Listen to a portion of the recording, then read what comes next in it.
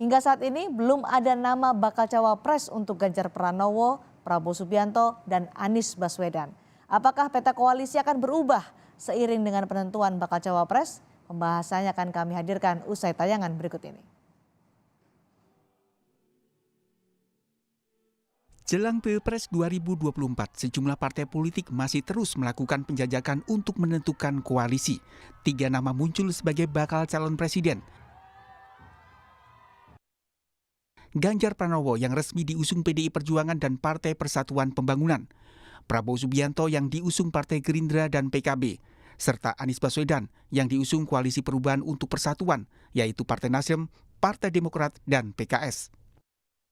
Namun koalisi masih bisa berubah terkait tarik ulur penentuan bakal calon wakil presiden.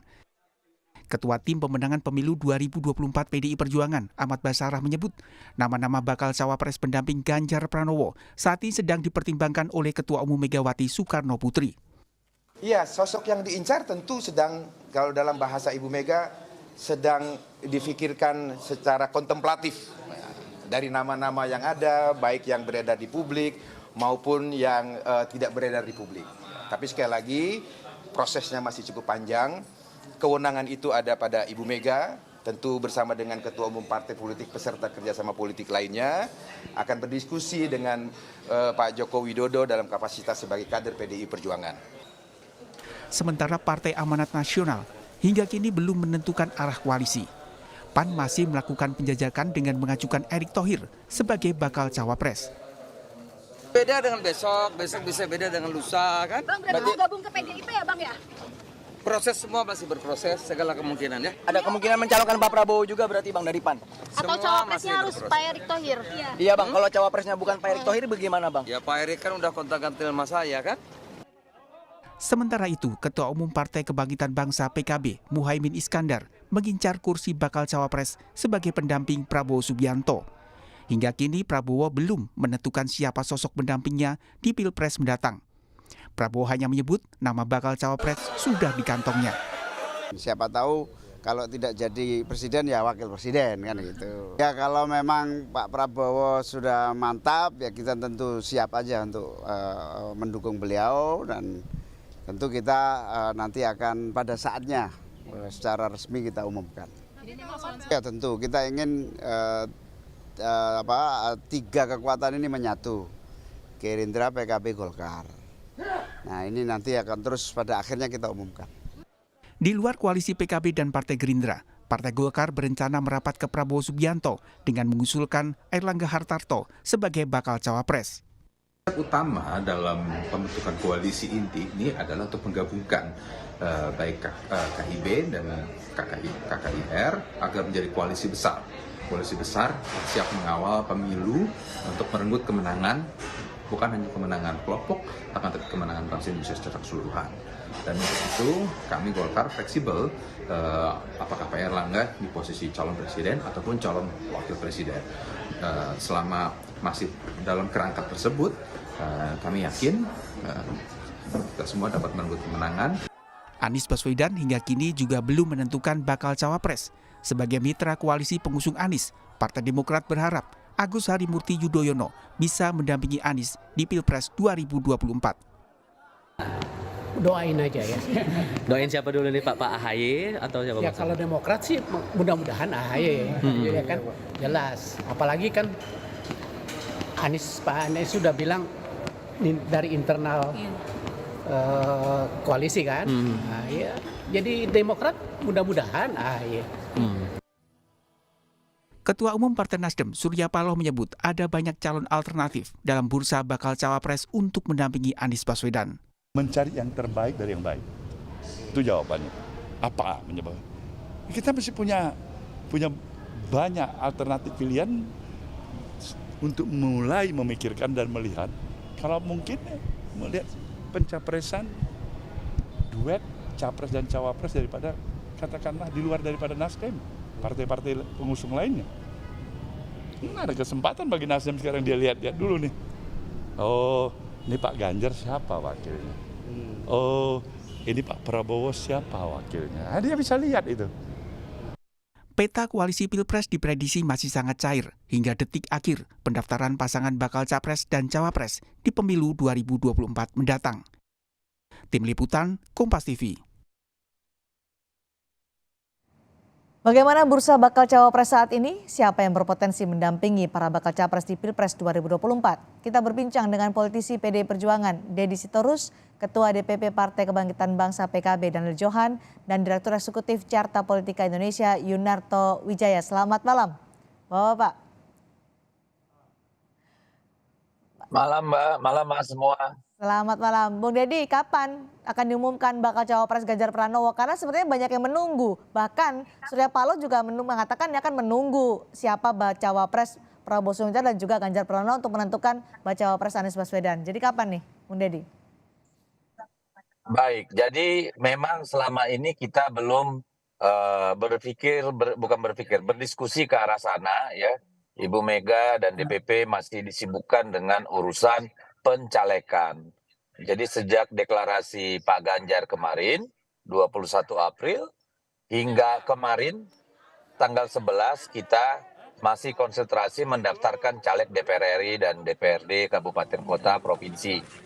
Jadi setelah ini tentu Ibu Mega ya terlebih dahulu akan menugaskan Mbak Puan, Mas Prananda Prabowo dan mungkin yang lain dari DPP seperti Pak Sekjen untuk memulai mengeskalasi diskusi dialog dengan partai-partai politik juga dengan komponen-komponen masyarakat gitu ya, tokoh-tokoh bangsa dan sebagainya. Oke, jadi benar banyak parpol yang ingin gabung dengan PDI Perjuangan dan P3 menawarkan nama untuk jadi cawapres Ganjar Pranowo.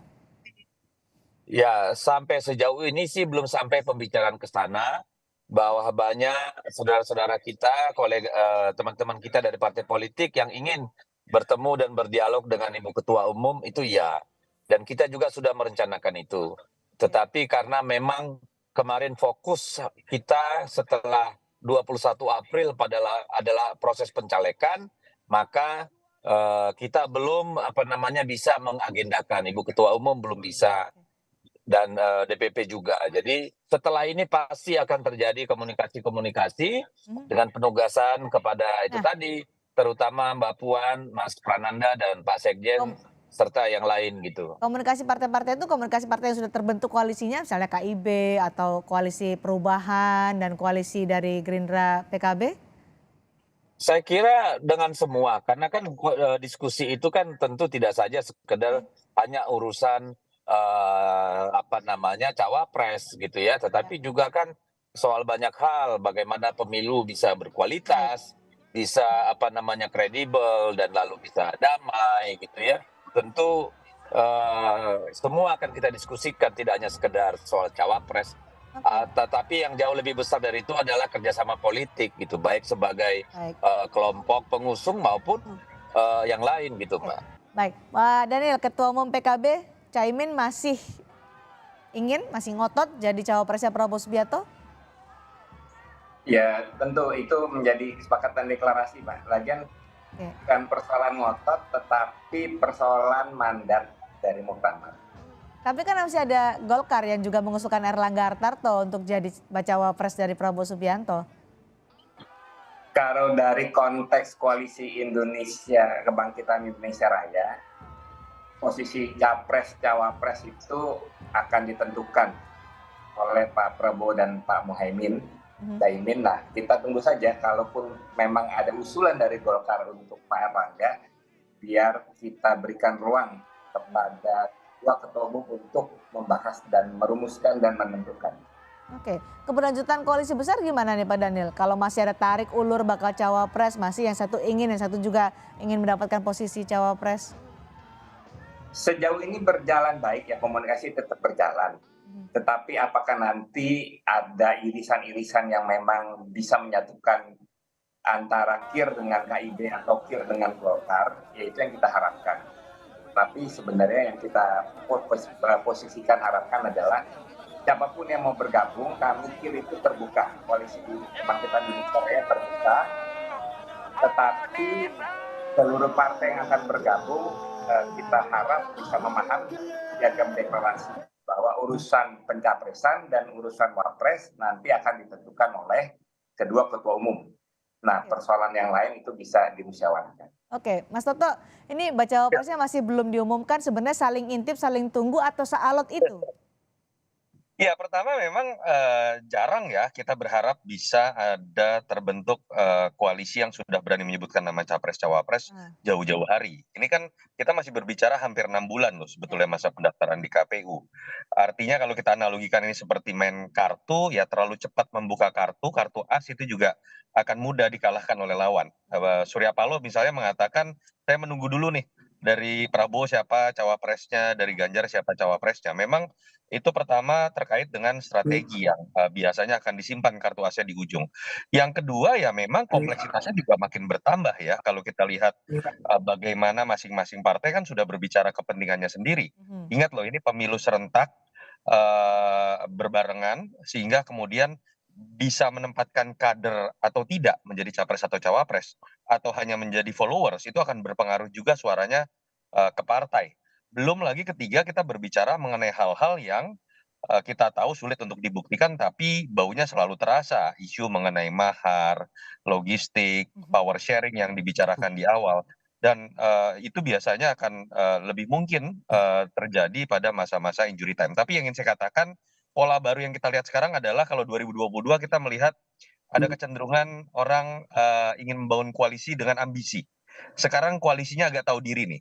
Dalam arti kecenderungannya kalau 2022 semua bicara saya capres, saya pantas jadi capres. Sepertinya tapi makin menjelang masa pendaftaran KPU, kita sudah lihat 2 tahun terakhir capres mengerucut hanya pada 3 nama, sehingga bursa yang sekarang menarik adalah malah perebutan bursa menjadi cawapres. Oke, kira-kira siapa nanti akan lebih dahulu untuk mengumumkan cawapresnya? Apakah dia yang paling percaya diri?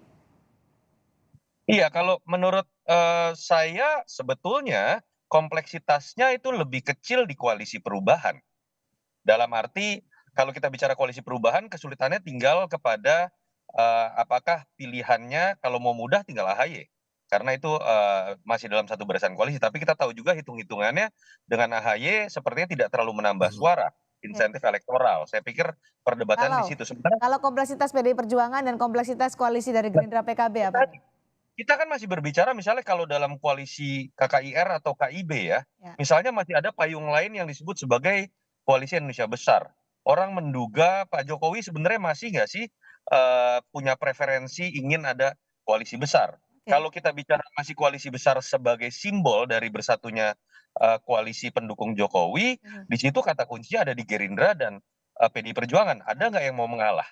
Dan belum lagi berbicara mengenai kepentingan lebih banyak partai yang menurut saya saat ini seperti Caimin, Erlangga, fokus pada mati-matian mencari bentuk koalisi yang bisa menerima dirinya sebagai cawapres. Yang menyebabkan kompleksitasnya menurut saya lebih sulit di 2 koalisi ini. PDI Perjuangan akankah masih mengumpulkan partai-partai politik untuk nanti akan membuat koalisi yang lebih besar lagi? Mengumpulkan tidak ya, karena kalau dibilang mengumpulkan kan seolah-olah kita yang mengatur-atur ya. Tetapi kita tentu akan membangun komunikasi untuk melihat potensi melakukan kerjasama politik dalam rangka memenangkan pemilu 2024 sehingga kita bisa melanjutkan dan menyempurnakan apa yang sudah dikerjakan oleh Pak Jokowi. Jadi saya kira itu adalah keharusan sejarah. Karena apa? Kita percaya pada gotong semangat, gotong royong gitu ya. Jadi sebanyak mungkin partai yang satu visi dengan kita, kerjasama gotong royong, saya kira akan semakin baik. Jadi itu yang akan kita kejar kalau menurut saya. Bukan sekedar membentuk satu koalisi besar, tetapi satu kerjasama politik yang punya haluan dan cita-cita yang memang satu irisan, satu jalan gitu. Bukan sekedar pada pragmatisme bagi-bagi dan sebagainya gitu. Baik, kalau tadi Mas Yunarto, Mas Toto menyatakan bahwa kompleksitas dari PKB dan Golkar ini masih cukup besar karena masih ada tarik ulur siapa yang nanti akan jadi cawapresnya. Masih mungkinkah Pak Daniel PKB dan Golkar akan bersatu untuk membangun koalisi yang lebih besar lagi? Kalau masih tarik ulur nih sampai sekarang. Sangat mungkin Mbak, artinya kan belum ada pihak yang menutup gitu. Tetapi posisinya adalah baik PKB, Golkar, dan Gerindra saling terbuka. Nah, selama saling terbuka komunikasi akan berjalan. Nah, kita berharap pada satu titik komunikasi itu memiliki irisan yang diterima oleh semua pihak. Kemarin kan Caimin pede sekali ketika setelah bertemu dengan Hamzah, ya sudah saya memang kalau jadi cawapres ya legowo dan kita akan mendukung Prabowo Subianto. Sangat yakin bahwa Caimin akan dipilih oleh Prabowo Subianto sebagai cawapresnya? Sejauh ini koalisi kebangkitan Indonesia Raya itu sangat solid karena kan semua tetap komit memegang piagam deklarasi. Ya. Jadi dengan berpegangan pada itu kami memiliki keyakinan yang kuat. Jadi persoalan deklarasi hanya menunggu waktu dan mudah-mudahan di akhir Mei ini akan diumumkan. Akhir Mei. Nah, ini pertanyaan saya untuk Mas Toto. Jadi kapan kita bisa melihat kartu as dari masing-masing koalisi sampai akhirnya bisa memanaskan kontestasi pemilu 2024 sebagai preferensi juga masyarakat kalau sudah ada bacawa pres yang diumumkan? Kapan kita bisa tahu? Ya, sebetulnya kalau ada satu saja dari barisan koalisi yang berani menyebutkan nama capres-cawapres, menurut saya ritmenya kemudian akan dipercepat dengan sendirinya ya. Kalau satu kartu as sudah terbuka, menurut saya yang lain juga akan berani membuka. Kalau pertanyaannya tetapi apakah kita bisa berharap dalam 1-2 bulan, saya masih sangsi. Apapun yang kita lihat sudah seakan-akan menjadi koalisi, saya selalu menyebutnya adalah kongko politik. Sebelum itu kemudian menjadi janur kuning pada saat pendaftaran KPU. Dan ketika berbicara mengenai kesepakatan yang sifatnya bulat, itu kita berbicara the devil is in the details. Kita nggak bisa hanya bicara mengenai apa yang ada di panggung depan, misalnya berbicara platform, visi misi, nama capres-cawapres. Nama capres-cawapres sudah disepakati pun, itu ada turunannya. Berapa jatah menteri buat saya? Berapa jatah Jadi menteri kalau buat tadi Pak Daniel bilang akhir belum Mei, hal-hal yang lain. Akhir Mei? Saya yakin tidak. Tidak ya, masih panjang ya untuk menentukan siapa baca pres potensial untuk masing-masing capres di tiap koalisi. Terima kasih Pak Joel, terima kasih Waredi, terima kasih juga Mas Toto sudah berbagi insight atau pendapat terkait dengan Pilpres 2024 nanti di Sapa Indonesia malam hari ini.